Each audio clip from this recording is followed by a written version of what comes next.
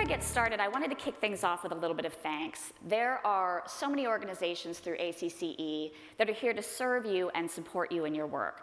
So we have ACCE, the ACCE Foundation, Fringe Benefits Incorporated, the CCE Commission, an external group called the Benefits Trust. They're all run by volunteer leaders just like you who go above and beyond their job duties to support you and make sure you're provided with the best benefits and services that you can get. So could you please join me in thanking our volunteer leaders for everything that they do? They really do go above and beyond to support you. So before I get into talking about whether or not your chamber is future ready, I just wanted to highlight a few things from ACCE. So how many of you in the room have your CCE, the Certified Chamber Executive? Show of hands. All right, small but mighty group. So this is the highest credential that you can get within our profession. So we surveyed people last year who were eligible for their CCE, but they hadn't gone through with the program. And we asked what was holding you back. Overwhelmingly, the #1 response was that we had a requirement that you had to get a financial audit for your chamber to get your CCE. Well, thanks to the CCE Commission, we no longer have the audit requirement. So if that has been holding you back, I hope you'll apply this year. If you've never considered your CCE before, it is an absolute game changer for your job and your profession. So check it out. We've got lots of information on our website. You'll also see people walking around with a button that says Ask Me About CCE, so I hope you'll talk to them. It's a great opportunity to advance your career. And then there were 2 new opportunities that Carlos had mentioned that ACCE has put out in the last year. I just wanted to reinforce those. That board portal of resources to help support your work with boards of directors, there's a lot of great information on there.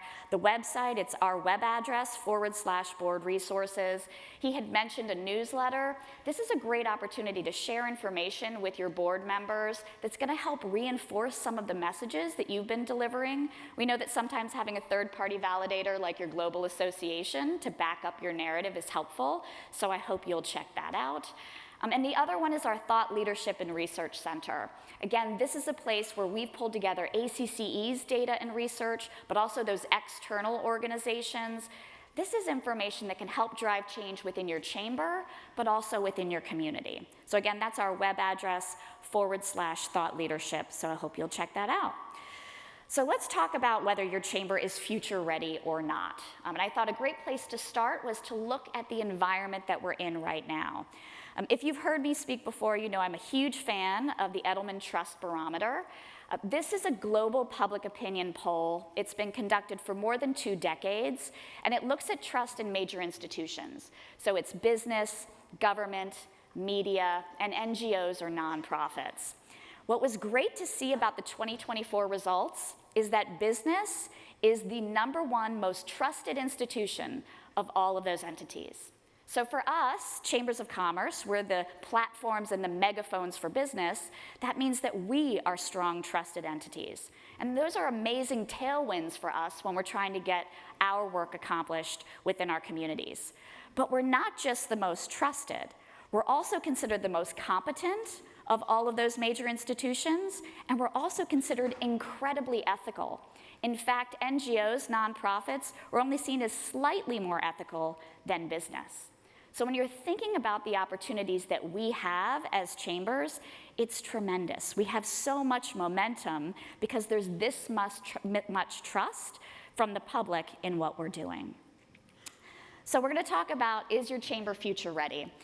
And when I'm looking at this, I'm looking at it from 2 different perspectives. We'll talk about your chamber, which I'm going to refer to as your house. Is your house ready?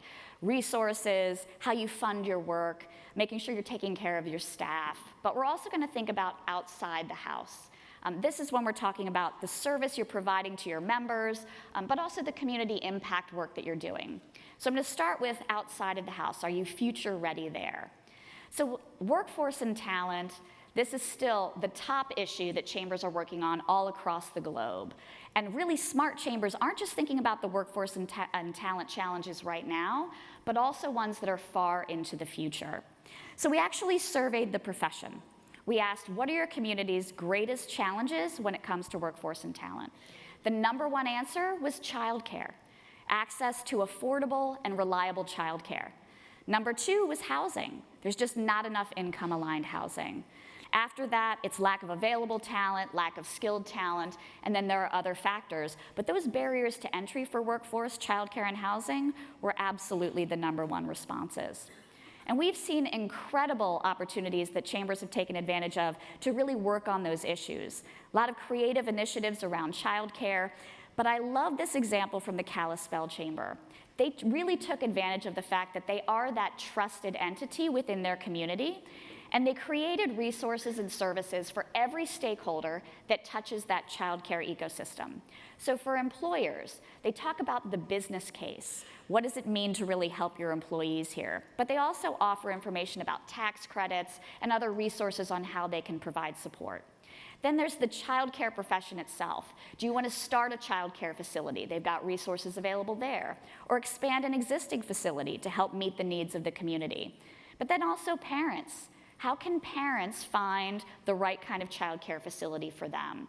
So this is really easily replicable. It's providing those resources, and it touches on everyone who's involved here. Housing. So we've seen, again, really creative efforts from chambers all over the world working on affordable housing. I love the work that the Bend Chamber has done. They did the research. They surveyed their business community, figured out how is this issue really impacting your ability to conduct your business. But what I love about how they tell their story is that they humanize this story. This is a skill that applies to every challenge that we're working on in chambers. If you can put a human face to the narrative that you're telling, it really resonates with stakeholders and decision makers so much more. So here, this is a respiratory therapist. And what he's saying is, I live in this community and I love it, but if I can't find affordable housing, I might not stay here and provide my service to this community. So they've humanized it, and showcasing it that way really helps to drive that point home. So a very creative, thoughtful way of telling that story. So I love this example. This is a very employee-centric example of trying to think about the future of workforce and talent. This is from the Fox Cities Chamber. This is one of our Chamber of the Year finalists this year. They created something called the Employee-Friendly Workplace Certification. So a lot of the businesses in your community, they don't necessarily know what are the procedures and guidelines that they should have for their staff that are not only going to help retain their talent, but attract that next generation of staff. And that's exactly what this does. It makes sure that your local businesses have those policies and procedures in place so that you're getting the best possible talent. Again, this is something that's easily replicable within your own community and addresses a clear challenge. So smart chambers aren't just thinking about the future of workforce, they're also thinking about the future of business. What is your business community going to look like in a few years from now? So this is US Census Bureau data. It's looking at applications for businesses that are likely to hire other employees. So these aren't solopreneurs, these are organizations that are going to have staff. And you can see from the pandemic, we've seen a strong uptick in these applications, but last year, in 2023, we had the most applications for businesses like that in our country's history. So when you're thinking about the business community in your own market, it's very likely you're going to see a lot more organizations like this. Is your chamber serving these entrepreneurs in a way that's going to meet their needs? Because it's very, very likely you're going to have a lot more organizations that are going to need help, and you have the opportunity to support them. So it's reimagining what your business community is going to look like down the road. Now, chambers, we've been known as conveners. As you heard Jim say, this is a role that we play. But I think what's exciting is that chambers are thinking beyond being conveners. We're now actually viewed as unifiers. We're in this polarized, partisanship-related kind of environment. People feel disenfranchised. But chambers have the ability to bring people together, to actually draw them closer. And when we do this, when we're unifiers, it actually increases our sphere of influence. And when we do that, when we grow that influence, we're asked to come in and get involved in bigger issues and issues that take on more impact. So when we're thinking about big issues, our political climate right now. This is a survey from the Pew Research Center. It asked Americans what their thoughts were about our current political environment. It was an open-ended question. They asked for maybe one word or a short phrase. This is what people said. And this is probably pretty reflective of how people are feeling in your communities right now. It's not good. But what I get really excited about are that chambers are taking this opportunity to unify their communities. They're finding ways to bring those polarized folks back together. And that's a place that we can really serve. So a few great examples of this. In Billings, they've been hosting events talking about the value of bipartisanship, how important it is to work across the aisle and to really connect with people who are on the different side of the issue from you. In Gary, they're hosting events around World Civility Day. They're saying our community values civility, and we're gonna make sure we showcase that. And then in Harrisburg, Pennsylvania, the Harrisburg Chamber's Political Action Committee, one of the criteria for receiving a contribution is civility. So again, chambers are stepping in and saying, we can help bring people back together, going again beyond being a convener. So what I get excited about that's also really fun to see is chambers that are now becoming the community. People they're seeking this sort of human connection. Through the pandemic, we kind of lost that. We felt just separated from everyone else. And I'm watching chambers become that hub where we're bringing people together and they're really taking on that community role. This is an easy example from the South Bend Chamber. So they've got great resources for interns in their community. They have professional development tracks, so if interns need to skill up for their careers, their managers can give them some additional service there. But what I love about this is they bring interns from all over the region together, and they create a sense of community for them. So if you think about it, these are high school students. This is their first work experience. Now they're getting to build a community with people who are outside of their normal high school friends from their classes, and they're starting to think about this region as a place that they could work. Because now they see this sense of community, they're much more likely to stay and be part of that talent pipeline because they've got that community behind them. But we're also seeing chambers reimagine how you leverage your office space, again, to create that sense of community. So this is the Daytona Regional Chamber. They did a top-to-bottom renovation of their office space, and they wanted to create that one-stop hub for business. So the city's economic development department is actually housed in their tenant office space. They created beautiful meeting rooms, conference rooms that their members can take advantage of. They have a podcast studio that members can use. They've got collaborative spaces. It's absolutely stunning. People are flocking to their space because, again, they're creating that sense of community and bringing everyone together. So we've talked a little bit about, are you future ready on the outside of your chamber with community impact? So now we'll talk about your chamber itself, your resources, funding, and of course, your staff. So we've been tracking data for decades at ACCE, and if you've heard me before, you've heard me say this. Membership as an overall percentage of revenue for most chambers is flattening or declining. Now that doesn't mean that there aren't chambers with spikes in membership or you're not having success in growing membership. When you look at the aggregate, that's the case. So if you're looking to grow your chamber, that really has to come from non-dues revenue. And one of the best sources of non-dues revenue is a 501c3 foundation. Back in 2013, about a decade ago, only 48% of chambers had a C3 foundation. But last year, 70% of chambers had a foundation. But I think this is the slide that drives it home. So that green bar, that's the average revenue of chambers with a C3 foundation. That orange bar, the average revenue for chambers that don't have a foundation. When you have a C3 foundation, you have 2.3 times more revenue than a chamber without a foundation. The great thing about foundations is that you can weave into that almost everything that your chamber already does. It's a great place to get that mission-based fundraising. But we're not just talking about non-dues revenue. Membership plays a huge role here. But we're completely reimagining how we view our membership. We've been talking about freemium models for quite a few years now. Freemium is where you let a certain subset of your membership join your chamber free of charge, but you get a really streamlined, simplified set of benefits for doing so. So this is the Buffalo-Niagara partnership. They just launched their freemium model just a few months ago. They allow free memberships for any business in their community that has 5 or fewer full-time employees or locally owned and operated restaurants. Now, what happened within the first couple of months of launching this? They got 280 new members. They got a sponsor to help underwrite the cost of this event, so they ended up sort of increasing their revenue in that area. When you bring in those new members, since they have such streamlined membership benefits, anything that they want above and beyond those benefits, they have to pay for. So your revenue actually goes up there.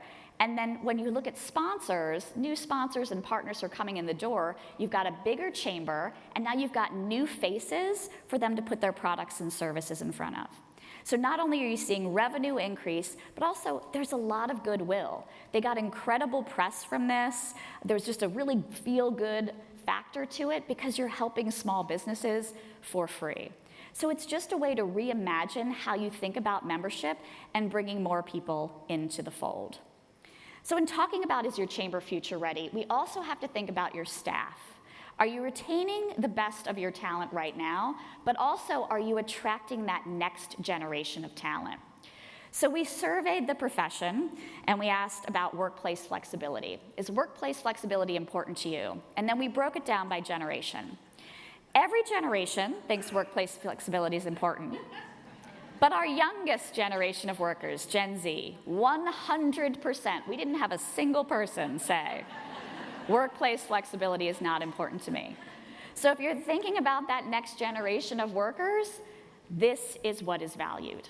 When we looked at everyone from that survey, 64% said that they prefer hybrid work. That's actually up 8% from last year. Again, this slide kind of drives the point home, though. Among those who are satisfied with the workplace flexibility that they're offered, 95% of those people feel committed to their organization. Of those who are dissatisfied with the amount of flexibility that they're offered, only 49% feel committed to their organization. Now, when we talk about flexibility, we're not saying work remotely 100% of the time, or people should be working from home 3 days a week, but think about the places where you can offer more flexibility than maybe you are right now. In fact, we've seen chambers creating all kinds of unique and unusual staff-centric policies to support their teams. Everything from no meeting Mondays to 980 work schedules. So historically, you'd work 80 hours over the course of 10 days. Now you work 80 hours over the course of 9 days. So in every 2 weeks, people get 1 day off. We're seeing organizations weaving in sort of monthly wellness and development opportunities to show how important wellness is to their teams. So it's things like having a walking challenge or lunch and learns every month. We're seeing chambers that are closing their offices at noon on Fridays or offering summer Fridays. And sabbaticals are making a comeback. In fact, at ACCE, we offer a sabbatical to our team every 5 years. So again, it's thinking about creative ways to support your team and offer them a little bit more flexibility. So that next generation, when you're trying to attract them to your work, they're looking for organizations that have big impact. I can't imagine organizations in a community that can have more impact than a chamber of commerce. So make sure you're highlighting that. But also they want an organization whose values reflect their own. So these are the values that our team co-created 2 years ago. So the staff sat down and said, who are we? How are we going to work together? We go back and revisit them, but we also post these on our job postings when we have an opening in the organization. We're putting it right out there and saying, this is what we believe in as a team, and this is how we work together. We want you to know what you're walking into and make sure that you're committed to it. So thinking about those types of things when you're looking for new staff. So as chambers, we're viewed as trusted, ethical, competent. We have this opportunity to be unifiers to bring everybody back together. Chambers are creating a new sense of community. We're being the community. We're bringing everyone into the picture. We're taking on bigger issues. We're having more impact. This is incredible momentum. And I can't wait to see what you all are going to do with that momentum. So before I close out, this is almost all of the ACCE team. They work tirelessly year-round to support you and the profession, and it also takes an awful lot to pull off an event like this. Would you please join me in thanking my team for everything that they do?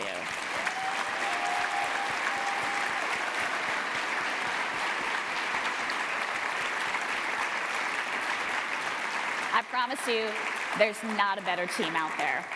So enjoy this program. If you have never met me before, please introduce yourself to me. I would love to connect. If you're looking around and you don't know other folks, talk to strangers. Just walk up to someone. I think you will find this the most approachable audience. They will help you brainstorm. They're incredibly thoughtful. I'd also love to stay in touch after the event, so please take down my information. I'd like to continue that conversation with you as